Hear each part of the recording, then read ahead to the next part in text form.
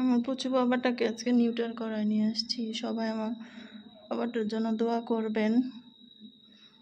এখনো ওর শরীর অবশ ছাড়ে নাই। ওকে সেই মিরপুর থেকে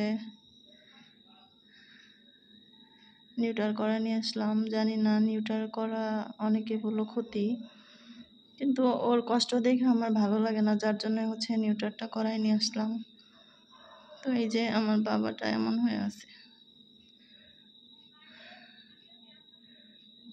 কি করব, অনেক কষ্ট লাগতেছে ওর জন্য। তারপরেও করালাম, কারণ ওর ওর কষ্ট হয়, অনেক কষ্ট হয়, যার জন্য আমি আর বসে থাকতে পারলাম না। তো সবাই ওর জন্য দোয়া করবেন, আমার পুচুর জন্য সবাই দোয়া করবেন। আসসালামু আলাইকুম, সবাই কেমন আছেন? আশা করি আল্লাহর রহমতে সবাই ভালো আছেন। আর আল্লাহর রহমতে আমরা ভালো আছি, তবে শারীরিকভাবে ভালো থাকলেও মানসিকভাবে ভালো নেই। কালকে একটা ব্লগ শেয়ার করলাম। না বাবা উঠো না, বাবা বাবা তুমি ওঠো না, তোমার শরীর এখন ঠিক হয় না বাবা।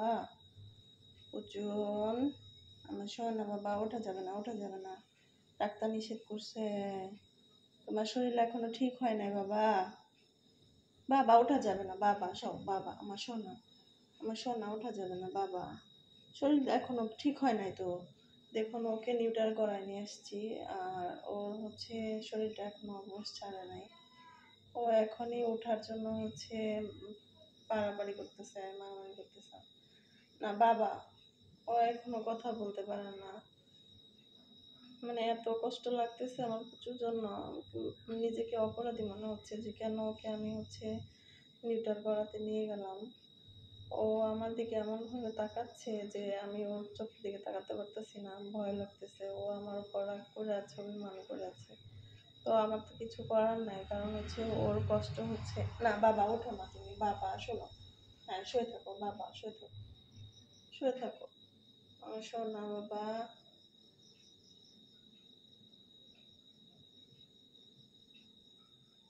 তো এই যে ডাক্তার বলছে 3-4 ঘন্টার মধ্যে ও স্বাভাবিক হয়ে যাবে।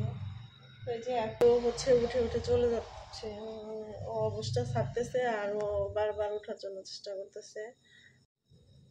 ওর অবস্থা ছাড়তেছে আর ও বারবার ওঠার জন্য চেষ্টা করতেছে।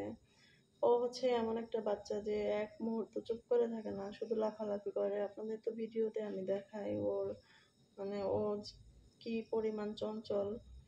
তো আজকে আমার বাচ্চাটার চুপ থাকা দেখে, নীরবতা দেখে আমার নিজেরই খুব অপরাধী মনে হচ্ছে, আমার নিজেরই খুব কষ্ট হচ্ছে। তো আমার প্রচুর জন্য সবাই দোয়া করবেন, ও যেন তাড়াতাড়ি সুস্থ হয়ে যায়, আল্লাহ যেন ওকে তাড়াতাড়ি সুস্থ করে দেয়।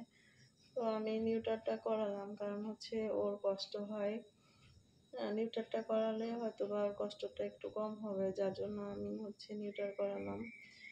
তো জানি না ভুল করলাম না ঠিক করলাম, তারপরেও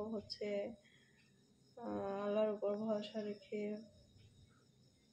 কাজটা করলাম। তো সবাই দোয়া করবেন আমার প্রচুর জন্য।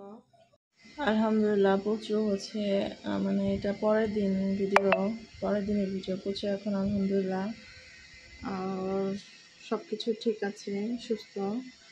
ওই যে ওর যে জায়গাটা কাটছে ওই জায়গাটা সার্জারি হয়েছে, যে জায়গাটা চাটাচাটি করে জিব্বা দিয়ে, যার জন্য কলারটা লাগিয়ে রাখতে বলছে ডাক্তার। এই কলারটা লাগাই রাখছি, আর আমার বাবার এই কলারটা লাগানোতে আরও বেশি কষ্ট হচ্ছে মনে হচ্ছে আমার যা। কিন্তু কি করব, 7 দিন ওর এই কলারটা আমার লাগিয়ে রাখতে হবে, কারণ ওখানে যদি ওর চাটাচাটি করে তাহলে ইনফেকশন হয়ে যাবে, আরও সময় লাগবে ঘা শুকাতে, যার জন্য এই